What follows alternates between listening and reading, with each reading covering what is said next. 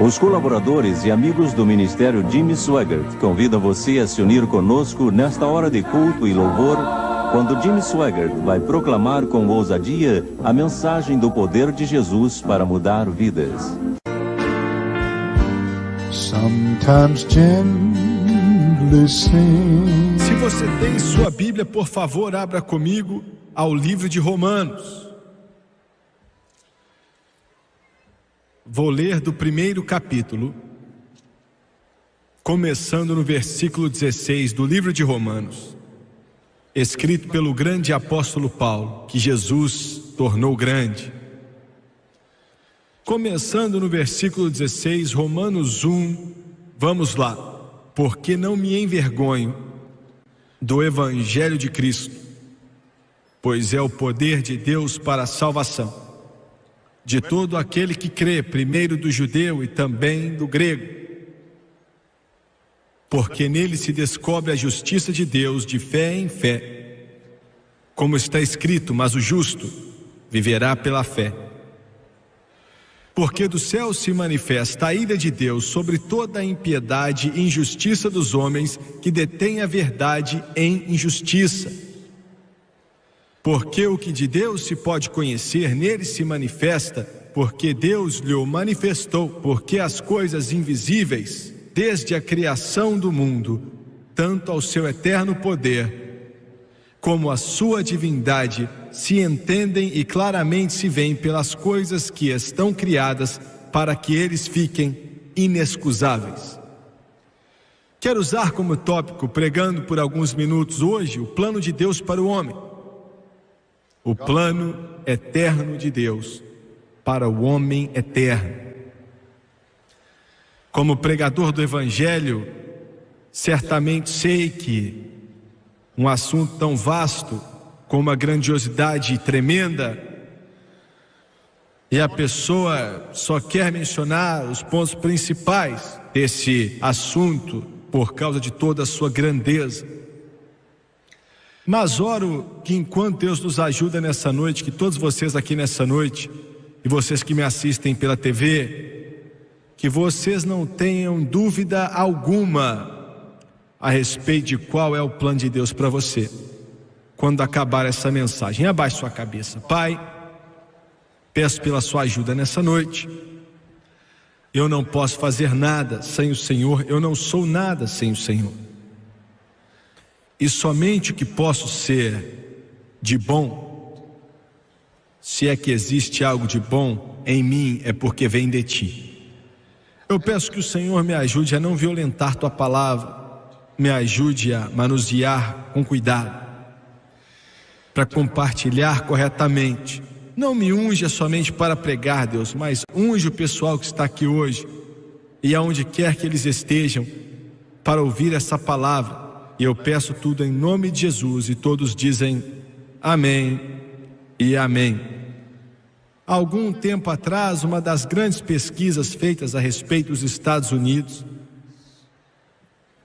alguém fez uma pesquisa, não sei se foi o Gallup ou uma outra companhia, fizeram várias perguntas, primeiramente para descobrir o que era a maior e mais complicada das perguntas que poderia estar passando no pensamento e na alma dos americanos. E para o choque deles, a resposta foi a seguinte: muita gente queria saber se existe vida após a morte. Essa era a pergunta deles, mais importante do que qualquer outra. Essa era a pergunta que estava na mente deles, mais do que qualquer outra coisa que foi perguntada. Existe vida após a morte? Há algum tempo atrás, estávamos em Nairobi, no Quênia. Saímos meia-noite, um sábado, para voltar para cá. E os computadores em Nairobi confundiram nossas reservas. Chegamos em Londres e descobrimos que não tínhamos reservas. a companhia British Overseas, que é a nossa companhia aérea, nos colocou em um avião chamado Concorde. Não cobraram nada mais do que tínhamos pagado no princípio para turistas. Eu estava sentado neste avião que voa 2 vezes mais a velocidade da luz, próximo a um homem, e depois de conversar um pouco, descobri que ele era um empregado de uma das grandes companhias de óleo dos Estados Unidos. Ele era de Nova York e viajou a vida inteira, no mundo inteiro, perfurando, buscando óleo nas areias do Saara, nos países africanos, América do Sul.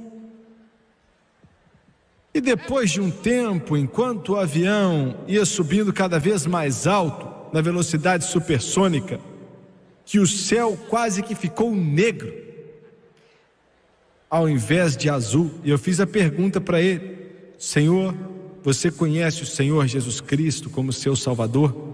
Você é cristão? E ele já era um homem de idade, o cabelo dele era branco, e me disse que estava para se aposentar e essa poderia ser sua última viagem. Um homem muito bem educado, sabia muito a respeito do seu trabalho e muito valioso para os seus empregados. E ele disse: não, eu não sou. Eu não confesso ser de nenhuma fé e não sei se existe um Deus. Acho que você pode me chamar de agnóstico. Eu não sei se existe ou não existe. E depois ele me disse assim: eu acho que eu penso mais sobre essa pergunta. Eu acho que estou mais preocupado com o que você me perguntou do que qualquer outra coisa. Noite após noite, deitado em minha cama, ele disse: eu me pergunto, será que existe vida após a morte? Estou ficando velho, já não tenho mais a vitalidade, a juventude, a força de antigamente. O tempo está acabando. Gostaria de pensar que pelo menos tem alguma inteligência. E ele estava acima disso. Eu sei que eu não tenho muito tempo e eu tenho que me perguntar: será que eu tenho mesmo uma alma? Existe mesmo um Deus? Existe mesmo um céu? Existe um inferno?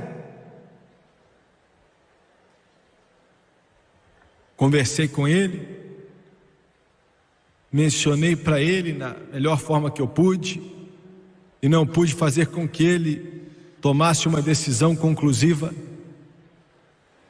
E orei tanto para ele ali, eu não pude aguentar, eu comecei a chorar na frente dele. Ele olhou para mim, sem entender muito, mas eu sabia que era Deus, o Espírito Santo falando com esse homem, e eu sabia que Deus tinha feito com aqueles computadores em Nairobi se confundissem, para nos colocar naquele avião, sabia disso. Se Deus me ajudar nessa noite, eu quero que você entenda de uma forma clara o que esse livro quer dizer. Eu quero que você entenda o plano de Deus. Eu oro para que muitos de vocês que me assistem pela televisão, milhares de pessoas, que quando acabar esse programa, você não vai estar confuso ou ter dúvidas a respeito do que é o plano de Deus. Primeiramente, eu quero que você saiba que existe um Deus. É uma declaração simples, mas existe um Deus.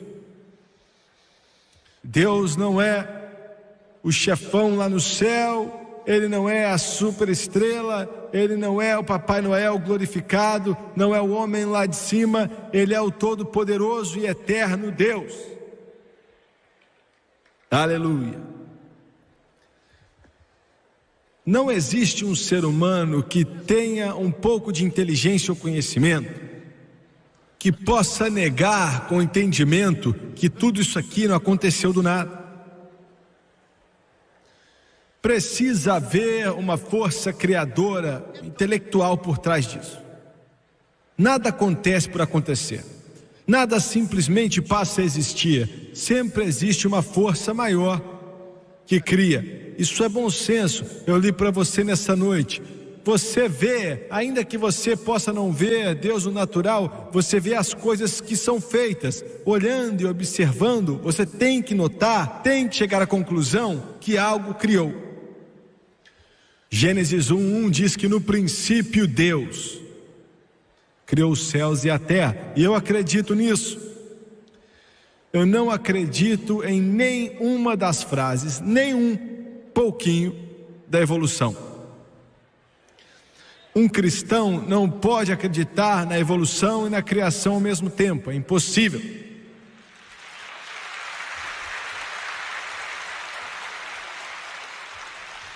O homem não veio do macaco, os céus não foram criados através de algum tipo de teoria do Big Bang, ou algum efeito. Os céus foram criados por Deus. Quando foram criados, eu não sei. Essa terra foi criada por Deus. Quando Ele criou, não sei, mas Ele criou, foi Ele quem fez, pertence a Ele. Ele tem o pó da terra em suas mãos. Agora, alguns de vocês me assistindo pela televisão estão rindo disso. Você pode zombar, pode sorrir com a sua superioridade de intelecto. Isso é tolice, eu não acredito nisso. Então deixa eu te fazer uma pergunta, Senhor. O que você vai pegar para substituir essa Bíblia aqui? Me conte. Você vai substituir isso aqui com os delírios de um louco chamado Adolf Hitler, que escreveu Mein Kampf? É isso que você vai usar para substituir isso aqui, ô repórter, seja quem você for? Talvez você prefira os delírios de Karl Marx e Descapitados, ou de Lenin. Talvez é isso que você quer. Talvez você queira aquele aglomerado de violência chamado Alcorão. Talvez é disso que você goste. Escuta aqui, até que você encontre algo que venha substituir isso, não critique. Aleluia. Não critique. E eu vou dizer outra coisa, hein? Passou pelo teste do tempo faz muito, muito tempo. Os Césares já vieram e já foram, mas esse livro está vivo. Os reis também já vieram, mas esse livro está vivo. Imperadores como Alexandre o Grande já vieram e já foram, e esse livro ainda está vivo. Adolf Hitler já veio e foi embora, e esse livro ainda está vivo. O Joseph Stalin veio e foi embora, mas esse livro ainda está vivo. Demônios e diabos já vieram e foram embora, mas esse livro ainda está vivo. Pois Deus diz que nenhum ponto, nenhuma vírgula dele vai passar até que tudo se cumpra. E eu acredito na Bíblia.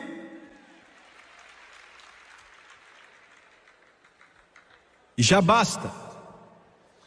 Você pode ser tão tolo, tão ridículo, tão absurdo, cheio de maluquice, ou educador, até que você diga: não existe mais lugar para isso em nossas escolas. E você vai produzir uma geração de crianças que não sabem nada senão atitudes socialistas, não têm morais e não sabem o que é certo ou errado, e são criados em uma aura de confusão onde a vida deles está nas trevas simplesmente porque você removeu a Bíblia de nossas escolas.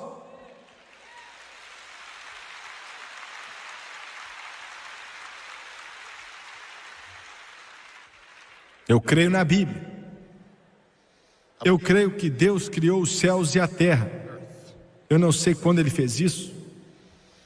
Ele nunca teve pressa, pois sabe para onde Ele vai. Eu creio que Ele é um ser inteligente, que é bom, a personificação é o resumo do bem. Não há sombra de dúvidas ou trevas nele. Eu não sei quando Deus criou este mundo, não tenho a menor ideia. E sei que eu ouvi um pregador outro dia falando que ele fez há 6.000 anos atrás. Isso é tolice. Eu sei que foram milhões de anos atrás, quando criou. Quando Ele criou, e eu acredito na teoria do vácuo entre Gênesis 1:1 e Gênesis 1:2. Diz em Gênesis 1:2 que a terra era sem forma e vazia, trevas cobriam a face do abismo, e Deus nunca criou nada sem forma e vazio e nas trevas. Nunca. Então algo aconteceu ali. E nisso que algo aconteceu ali, assim, há séculos, há milhares de anos atrás, que foi a causa da dor e do sofrimento, que molhou com lágrimas a face de toda a alma e encheu a terra de sangue. E o nome dele é Satanás. Jimmy Swaggart, você crê em meio a essa cultura tão iluminada e sofisticada em um diabo verdadeiro? Alguns de vocês que me assistem pela televisão podem até rir. Eu não acredito naquele tipo que vem com garfo, mas existe um diabo. De onde ele veio? Estranho demais, mas Deus o criou. Mas ele não o criou como o diabo ou Satanás. Ele o criou como o grande arcanjo Lúcifer. Ele o criou bonito, criou ele como se fosse o topo da criação, poderoso, justo e muito puro. Quanto tempo ele viveu nesse estado, debaixo da mão de Deus, eu não sei. A Bíblia diz que ele era o selo da medida. Dizem que ele era tão bonito que não havia comparação com a sua beleza. Seu intelecto era tão brilhante que palavras não podem começar a descrever. Lúcifer. Ele era o chefe dos filhos da manhã, possivelmente começando os grandes corais do céu. Lúcifer. Mas chega uma hora no passado, há íons atrás na eternidade, esse ser superior, esse poderoso arcanjo, possivelmente maior ainda que Miguel ou Gabriel, ele caiu. E o que fez isso acontecer? Quanto tempo demorou para isso acontecer? Ninguém sabe, a Bíblia não diz, mas ele caiu. Quando ele caiu, causou um caos, ele trouxe o pecado, criou o pecado, originou o pecado. Ele é quem trouxe o pecado ao mundo. Ele quem estragou a criação de Deus. E muitos estudiosos da Bíblia sentem que no passado, antes mesmo da criação do homem ser criado, ele estava nessa terra. E a queda dele trouxe as trevas e por isso ficou sem forma e vazia e literalmente cobria essa terra. Se isso está certo ou não, eu não sei. Mas uma queda aconteceu e agora chegamos a um período de tempo que poderia ter coberto milhões de anos, até o ponto no qual nos interessa hoje. Em alguma época no passado, Deus renovou, restaurou, trouxe essa terra de volta à sua glória inicial.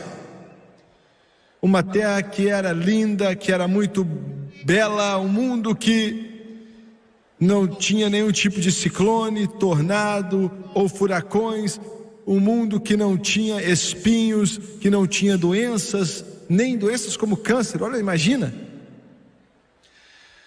E nesse paraíso,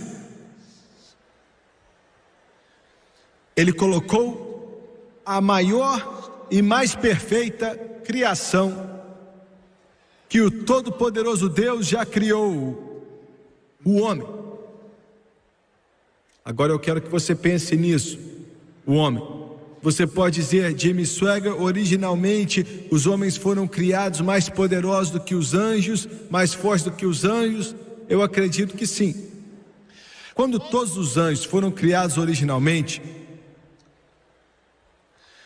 eles foram criados uma só vez, incontáveis. A Bíblia usa o termo no hebraico Kíliades e Kíliades, e no grego usa o termo miríades e miríades, querendo dizer que são incontáveis. Quando Deus os criou, nós não sabemos, mas Ele os criou todos de uma só vez. Não existe um anjo bebê. Mas quando Deus criou o homem, Ele criou o homem diferente. O homem tem o poder de procriação em seus lombos. Deus só criou um par, um homem e uma mulher. E Adão e Eva, em meio a essa glória, em meio a essa beleza, um mundo que não era sujo pelo pecado, Um mundo que não conhecia revolução das trevas, que não era para conhecer guerras, e era o plano de Deus que o homem, com seu poder de procriação, pudesse trazer filhos para esse mundo na semelhança de Deus. Era o plano de Deus que o homem vivesse livre do pecado, livre das trevas, livre de tudo que o pecado pode causar, em um mundo que não conheceria pobreza, ou ignorância, ou doenças, ou guerras, ou fome, um mundo que não ia precisar de nada. Pense nisso, foi isso que Deus planejou originalmente. Eu quero repetir. Originalmente Deus planejou o mundo e o populou por pessoas criadas na sua imagem, que iam encher essa terra sem conhecer doença, sem conhecer guerra, sem conhecer fome, sem conhecer pobreza e sem conhecer a morte. Escutou bem? Então tá. Mas agora nós temos essa pessoa chamada Lúcifer, esse indivíduo chamado Satanás que aparece, e ele entra no jardim do Éden. Você conhece a história de Gênesis 1 e 2. Deus tinha dito a Adão e Eva: coma de qualquer árvore do jardim, mas a árvore da sabedoria do bem e do mal vocês não podem comer, porque no dia que vocês comerem da árvore do conhecimento do bem e do mal, certamente você vai morrer. Agora alguém perguntou: para que é que Deus fez aquilo? Por que é que Deus, que é verdadeiro e santo, decidiu deixar aquela árvore lá ao invés de removê-la do jardim? Deus não sabia que o homem ia acabar comendo daquele fruto e trazer dor e sofrimento sobre todas as gerações futuras? Deus não sabia disso, não? Claro que sabia. Deus sabe de todas as coisas. Deus sabia de tudo ali. Ele sabia o que o homem faria. Você pode dizer: se Deus sabia disso, então por que Ele não parou Adão? Por que foi que Deus não parou o homem? Por que foi que Deus não parou Satanás? Por que foi que Deus não parou a vontade do homem de comer desse fruto? Por que Deus não fez isso? Você já pensou isso? Isso já passou pela sua cabeça? Alguns de vocês sentados aqui nessa noite, você já passou por tanta dor que vale por 10 vidas. Alguns de vocês nesse lugar, a agonia que já veio sobre a sua alma é indescritível com palavras, mas isso vem daquele momento em que Adão e Eva caíram há tanto tempo atrás. Entendeu? Por que foi que Deus não evitou tudo isso? Você precisa pensar um pouco nisso. O Todo-Poderoso Deus, capaz de fazer todas as coisas, sabendo que com o seu sabendo que com o seu intelecto todo-poderoso e sabedoria futurística, o que causaria a queda de Adão, Ele sabia e ainda assim permitiu que Adão fizesse. Eu vou te dizer por que Ele permitiu. Por causa da forma de como Ele criou o homem. Ele não criou o homem como se fosse um robô ou alguém que fosse um escravo que só segue ordens. Ele criou o homem com um livre arbítrio. Me escuta aqui. Por que foi que Deus não parou você quando você colocou aquela garrafa de cachaça na sua boca? É ou não é? Por que Deus com o seu poder não vem e toca você bem aqui, e remove todo o ar que passa no seu corpo? Então você ia estar no chão e morrendo em 10 segundos. Por que Ele não fez isso? Por que Deus não para o Brezhnev, o Castro? Por que que Deus não para o Alcomeine possesso pelo demônio? Simplesmente porque quando Deus criou o homem, Ele criou você com uma vontade. Você não é computadorizado como um robô celestial ou com um computador. Você recebe uma vontade e você faz o que você quiser. Você pode amar a Deus ou amaldiçoá-lo. Você pode odiá-lo, desprezá-lo ou aceitá-lo e convidá-lo ao seu coração. Você pode ignorar esse livro ou aceitar essas palavras e esses mandamentos. Você quem escolhe, e é assim que tem que ser. Porque Deus quer pessoas que voluntariamente o amem, voluntariamente o aceitem, voluntariamente digam: sim, eu não posso forçar você a virar cristão, Senhor, não posso forçar você a aceitar Jesus, só posso te dizer a palavra de Deus, e é você quem tem que aceitar através do seu livre-arbítrio, dizer sim para Jesus Cristo. E quando você vem para Ele com o seu livre-arbítrio, Ele move os céus e a terra para salvar sua alma e trazer você para Jesus Cristo.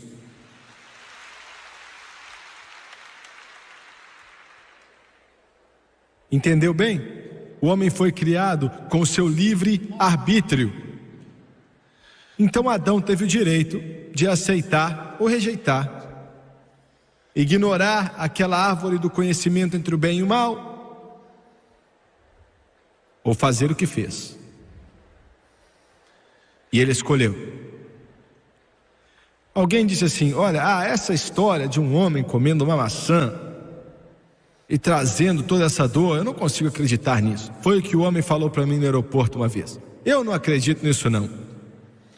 Bem, em primeiro lugar, eu não sei se foi uma maçã ou não. Eu não sei que fruta foi.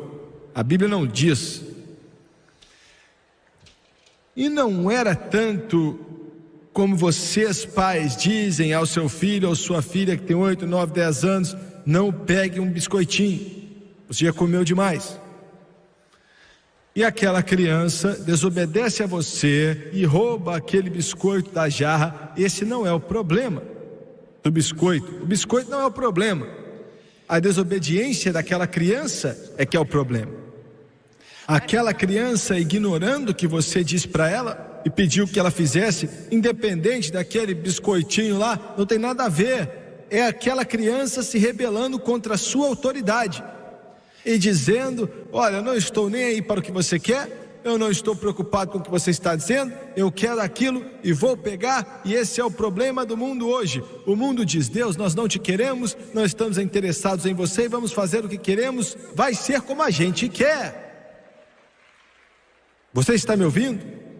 O problema do homem é: eu faço o que eu quiser. Alguns de vocês sentados aqui nessa noite, sua esposa já orou tanto para você, para ser salvo umas 10.000 vezes. Alguns dos adolescentes aqui, seus pais já choraram muito diante de Deus por você, tanto que ficaram sem lágrimas para chorar mais. Mas você decidiu: eu quero seguir o meu caminho. Esse é o problema do homem. Isso é o resumo de todas as coisas. Eu não quero ficar com minha esposa e com meus filhos, eu quero aquela outra mulher lá. Ou eu não quero ficar com meu marido e meus bebês, eu quero aquele outro homem. Não importa o que esses pregadores dizem, eu quero fumar maconha. Eu não estou nem aí para o que os outros dizem, eu vou beber o quanto eu quiser. Ouviu bem? É o que eu vou fazer. Alguns de vocês sentados aqui nessa noite, nesse lugar, sabe, existe essa vontade, esse desejo de fazer o que você quer, queimando como se fosse algo em sua alma. Eu quero fazer, eu não estou nem aí. Esse é o problema, rebelião. Então Adão e Eva se rebelaram, e essa foi a fonte do problema, e eles caíram. Agora, quando eles caíram, foi uma queda tão terrível que palavras não podem nem descrever. Na realidade, o que aconteceu foi o seguinte: escuta com atenção, hein? Deus já não era mais o Pai, o líder, o ser supremo da criação dele, o homem. Agora Satanás passa a ser o Senhor do homem. Veja bem, o que Adão e Eva fizeram foi mudar de Deus. Quando Adão caminhava com Deus no fim da tarde no jardim, ele já não fazia mais isso, agora ele tem medo de Deus. Satanás é o seu senhor e Satanás é um capataz muito cruel. Você tem que ouvir, Senhor, Satanás é um capataz muito cruel. Ele mata, Jesus disse, ele rouba e ele destrói. Eu vi um homem que tinha bebido tanto que estava vomitando para fora da ambulância em Fort Worth, no Texas, com toda a aparelhagem ali atrás, e ele então bateu na pista a 95 milhas por hora, e o médico tentava fazer o coração dele reviver, mas ele estava morto. Estava para cheirar o uísque, estava para cheirar a gasolina e o sangue misturado. Quem o matou? Quem o matou? Quem o matou? Satanás o matou. E todos vocês que estão aqui hoje, Satanás te odeia. Todos vocês me assistindo pela televisão, não importa quem você é, você pode estar contando suas piadinhas toda vez que abre a sua boca, usando palavrões toda vez que sua língua se move. Você pode estar rindo da igreja de Deus e do inferno, mas Satanás ainda te odeia. Ele te odeia. Ele odeia toda a humanidade. Sabe por que ele te odeia? Eu vou te dizer por que ele te odeia, você sendo cristão ou não, você sendo santo ou pecador, você sendo prostituta ou pacífico, não importa, ele te odeia, porque você foi criado na imagem de Deus. Você tem o sopro de Deus em sua alma e você é um ser eterno. E Satanás te odeia.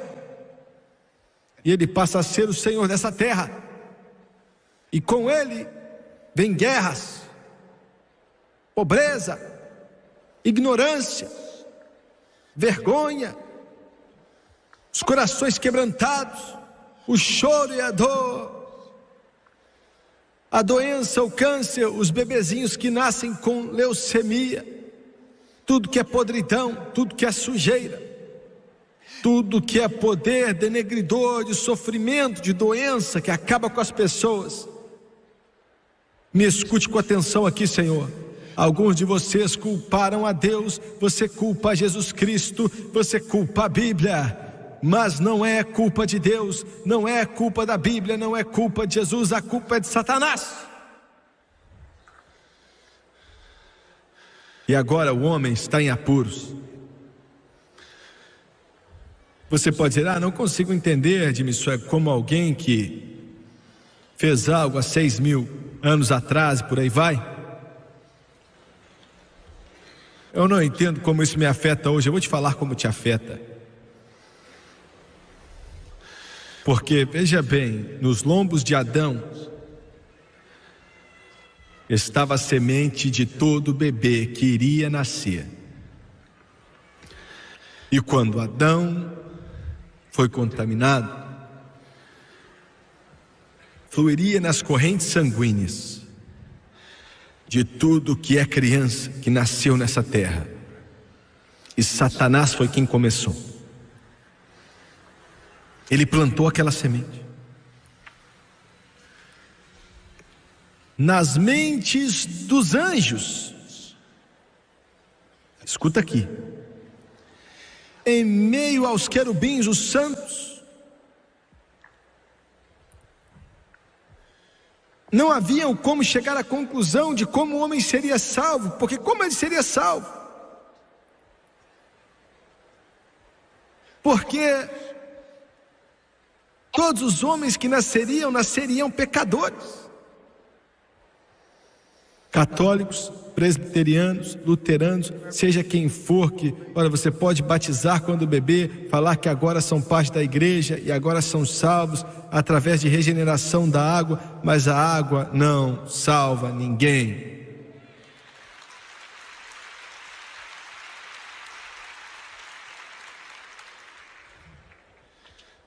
Pode ficar chateado comigo porque eu falei isso, pode ficar.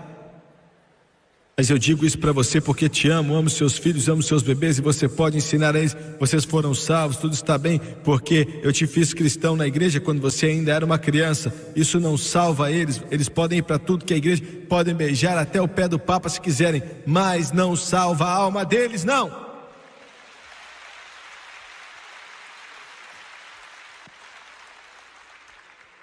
O homem está perdido. Está completamente perdido. O inferno está sorrindo de alegria. O que é que Deus vai fazer agora? O mundo inteiro chegou à beira de uma catástrofe. Só tinha um homem com o nome de Noé. Deus enterrou essa podridão com água.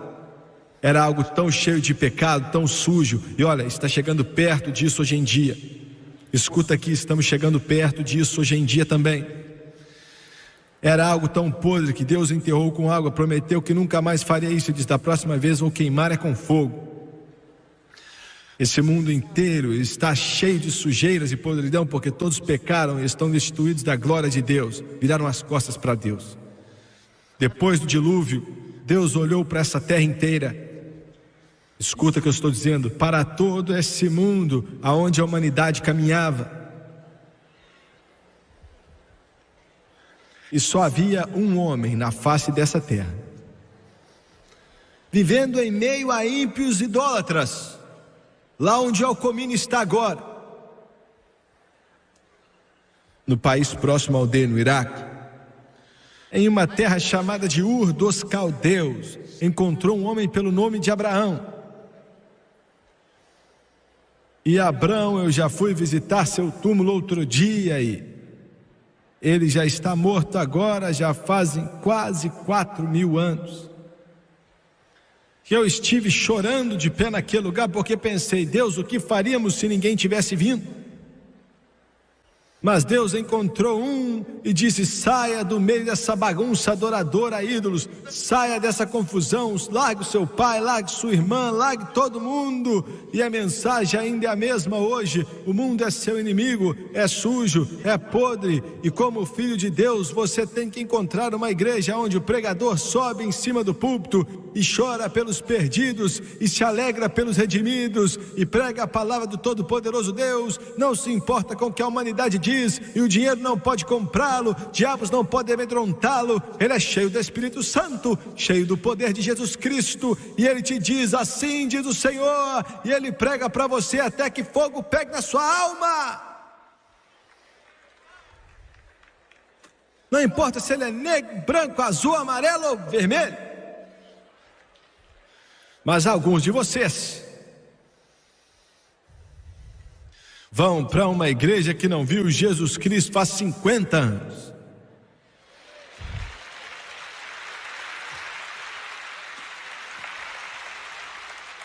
Porque, é moda ir para lá. E seus amigos sofisticados vão para lá, independente de beberem até sábado à noite, e jogam água na cara para tentar ensinar uma classe de domingo de manhã. Não faz diferença.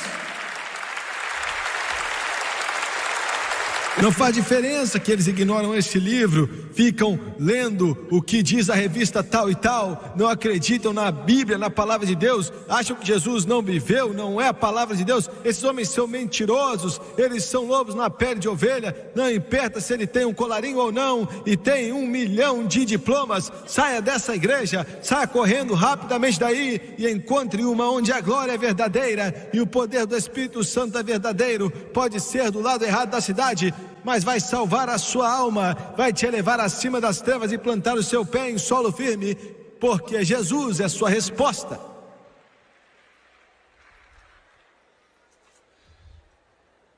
Estou falando abertamente. Alguns aí ficam tão nervosos comigo que rangem até o dente para mim. Mas você sabe que eu estou falando a verdade.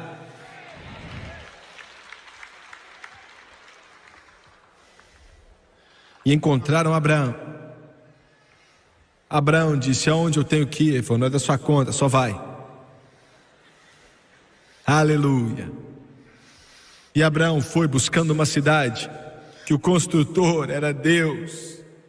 Aleluia, aleluia. Não eram muitos, somente Abraão. Depois veio Isaac, depois veio Jacó, depois veio José. Ele se encontrou no Egito. Esse é o negócio. Olha, essa é a igreja, meu amigo. São batistas, metodistas, católicos, presbiterianos, Assembleia de Deus, quadrangular, pentecostal de santidade, nazareno, luterano, tudo embolado numa só. Só eles. Existem mais de nós hoje do que já existiu antes. Você sabia que agora na América Latina mais pessoas estão sendo salvas do que bebezinhos estão nascendo? Sabia disso? Aleluia. Aleluia. Eu preguei uma igreja em El Salvador, no São Salvador, aonde as guerrilhas comunistas estão sempre combatendo. O presidente Reagan, olha, não deixe os comunistas tomarem conta daquele lugar, não deixe o diabo tomar conta daquele lugar, não deixe a América desviar, se segure aquilo ali, porque o Espírito de Deus está enviando o avivamento do Espírito Santo lá para El Salvador, hein? Eu sei o que eu estou falando. Preguei uma igreja em São Salvador, no meio de mendigos, da guerrilha. A missionária, a esposa do pastor lá, já sofreu assalto 7 vezes, a mão armada, roubaram o carro dela, pessoal da guerrilha. Aquela igreja tem 15 mil pessoas. 15 mil pessoas. 15 mil pessoas salvos, cheios do Espírito Santo. Aleluia a Deus. Glória a Deus. Glória a Deus. Glória a Deus. Glória a Deus. Glória a Deus. Preguei outro dia lá no sul da Coreia. A maior igreja do mundo, 225 mil membros, salvos e cheios do Espírito Santo, com evidência de orar em outras línguas, como o Espírito de Deus capacita. O vento está soprando, o vento está soprando. Ele disse: eu ouvi o som. O vento está soprando. Existem mais de nós dois do que já existiu na história, mas ainda somos minoria por causa do mundo, mas não pelas trevas. Moisés, Deus tem que salvar o homem. Como ele vai fazer? O que ele vai fazer? Ele tinha que enviar um Redentor ao mundo. Você está perdido, Senhor. Você não quer admitir, mas está perdido. Você não pode se salvar. Você pode construir seus prédios, se envolver em suas tentativas filantrópicas. Isso é bom, mas não vai salvar você. Não salva ninguém. Só Deus pode salvar o homem. Moisés. Deus disse a Moisés: eu vou dar a você um plano que vai ser complicado, difícil, sangrento, dispendioso, mas não tem outro jeito. Uma vez por ano, um sumo sacerdote que eu vou escolher vai chamar todo Israel para próximo de si. Um cordeiro sem mancha ou mácula vai ser morto aqui da parte de trás do pescoço até a espinha. Sua carne vai ser aberta. Se tiver uma só mancha, não pode usá-lo, porque ele vai ser uma tipificação do Redentor do mundo que virá, o Cordeiro. Corte a garganta dele, o sangue vai derramar, assim como o sangue será derramado do meu filho. E uma vez por ano, o sumo sacerdote vai entrar no Santo dos Santos. E ele vai oferecer o sangue no propiciatório entre os querubins. E se eu aceitar e o povo confiar em mim, isso vai salvá-los. E eu quero te dizer isso, você precisa me ouvir. A pobre raça judaica tem tropeçado nas trevas já faz 2000 anos, mas eles estão voltando para casa. Escute essa Bíblia, eles estão voltando para casa. E tem mais que eu quero dizer, hein?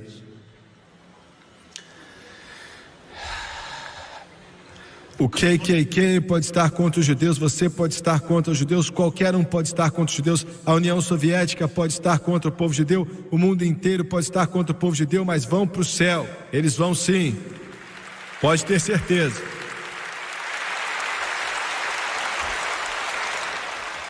Porque aquela pobre raça de pessoas são os que Deus escolheu, vieram dos lombos de Abraão. E essa Bíblia diz que a salvação é dos judeus. Agora viraram as costas para Jesus Cristo, mas ele vai trazê-los para casa.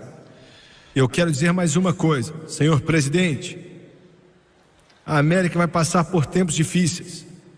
Todo o mundo árabe vai ser contra o povo judeu.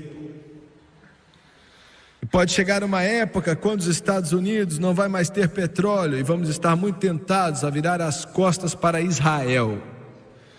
Mas se virarmos nossas costas para Israel, então perdemos tudo o que temos, porque Deus diz que quando Ele chamou Abraão, Ele iria abençoar aqueles que os abençoam e amaldiçoaria aqueles que amaldiçoam a Ele.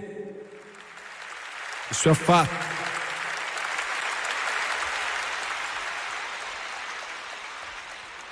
E o mundo inteiro está perdido. A humanidade não pode se salvar.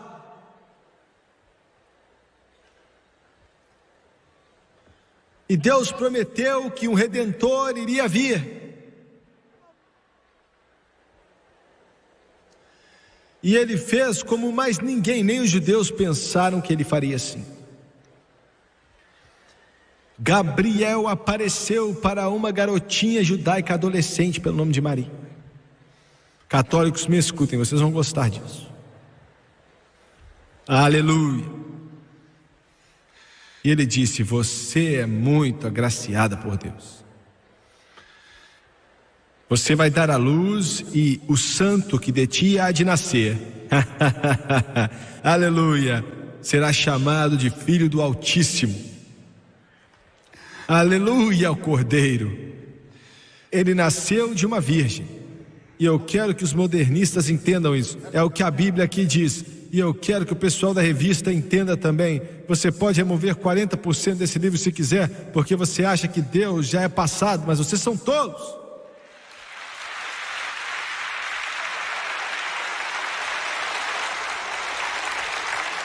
Pode comparar com qualquer outro livro, mas não mexa nesse aqui não. Porque ele disse que se você remover qualquer palavra ou adicionar qualquer palavra, eu vou apagar o seu nome do livro da vida.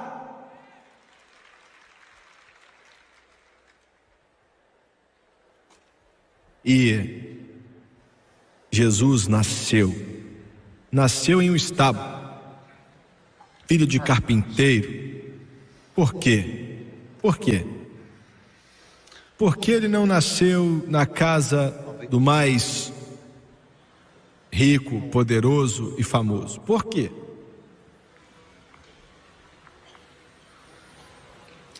Porque Deus é a essência da humildade. Ele é a essência do amor, Ele é amor.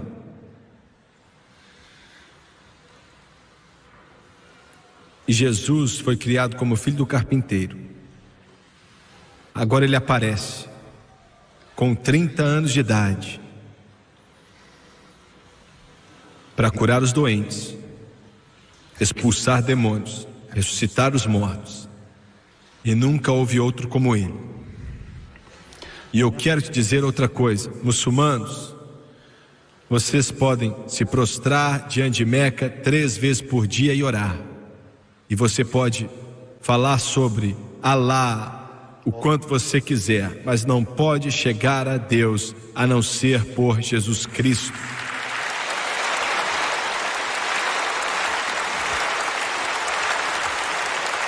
Não tem como chegar a Deus pelo Papa, não tem como chegar a Deus através do bispo, do presidente ou do padre. Não tem como chegar a Deus através da humanidade e dinheiro, só pode chegar até Deus através de Jesus Cristo. Agora eu tenho que andar rápido aqui, meu tempo está acabando. Quando Jesus apareceu, Ele apareceu com poder.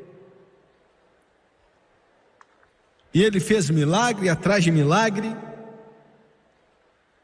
E Ele enfrentou todos os pecados que eu e você enfrentamos, não como Deus, ainda que Ele fosse Deus, nunca deixou de ser Deus, mas Ele enfrentou como um homem, assim como eu e você enfrentamos, mas ainda assim Ele foi cheio do Espírito Santo.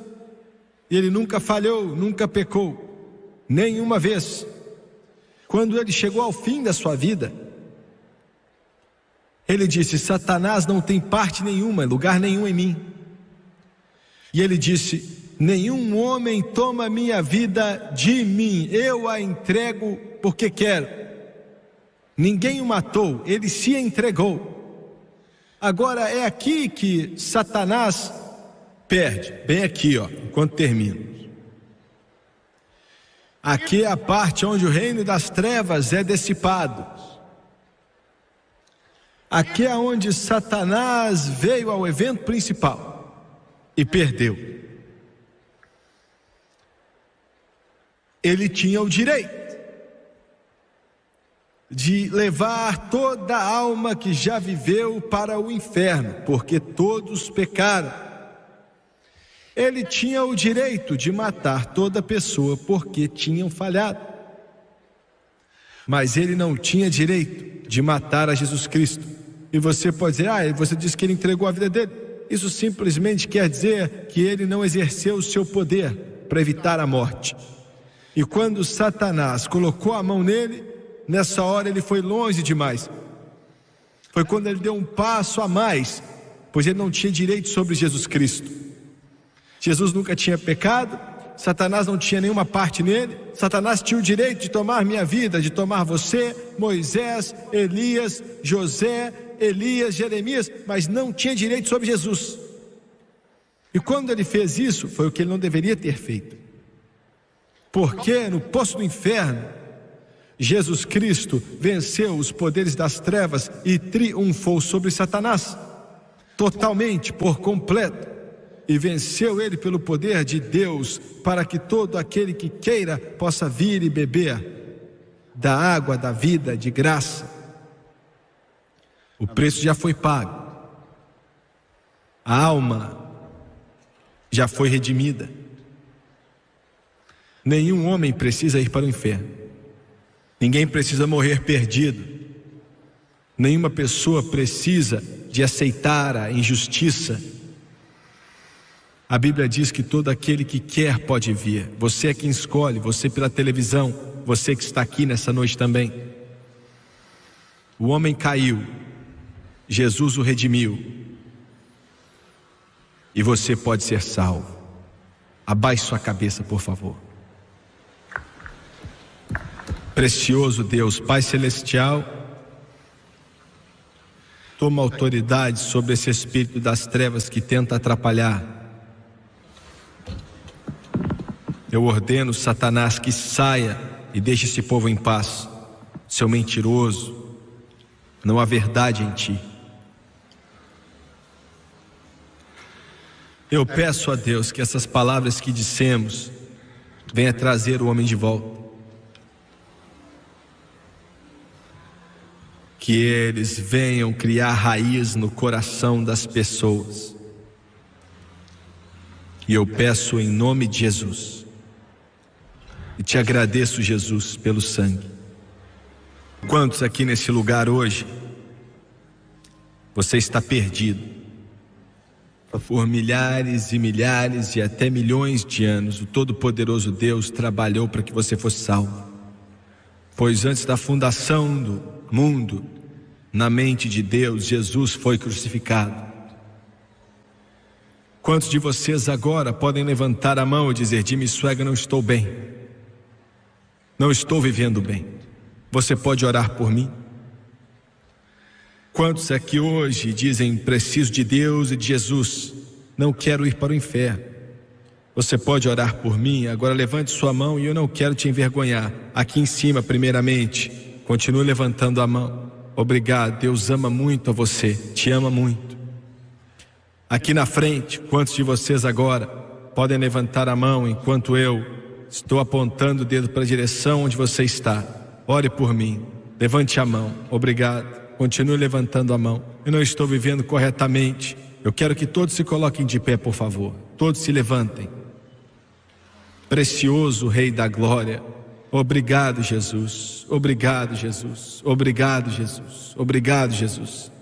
Eu quero que todos vocês que levantaram as mãos, quero que você venha ficar de pé aqui. Vai ser a melhor decisão que você já tomou. Sua alma está em jogo. Sua alma que nunca vai morrer e é eterna. Deus, o Espírito Santo, vai vir com você, anjos virão com você.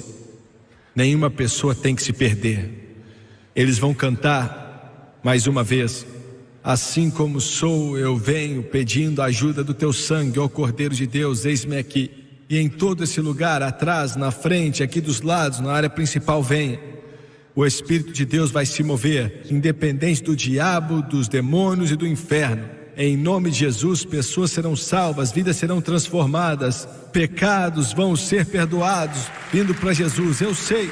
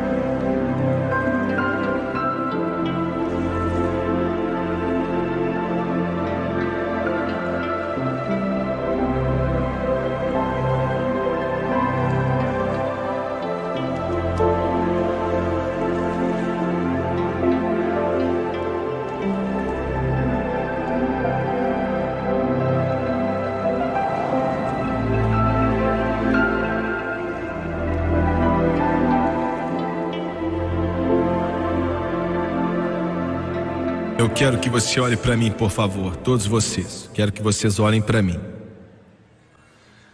A maior coisa que posso te dizer, a maior verdade que posso te dar, e digo ao mesmo a você pela televisão, como digo aqui, é que Deus te ama. Ele ama a todos vocês mais do que você pode imaginar. Essa noite pode ser o maior momento da sua vida. Sua vida inteira pode mudar. Nada é como isso, é um milagre, é chamado de novo nascimento. Mas você tem que querer, e eu creio que você quer, senão você não estaria aqui.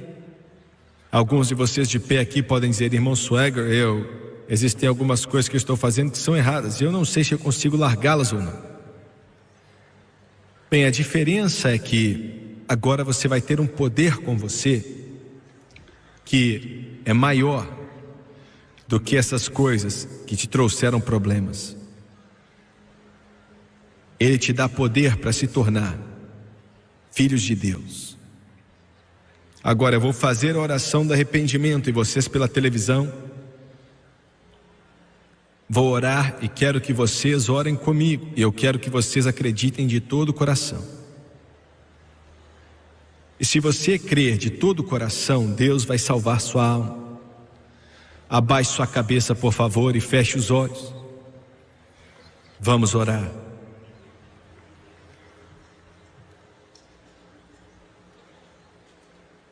Querido Deus do céu, eu venho a Ti em nome de Jesus. Perdoe os meus pecados, como tenho vivido. Perdoa-me, por favor, e limpa-me com Teu sangue de toda injustiça. Estou arrependido.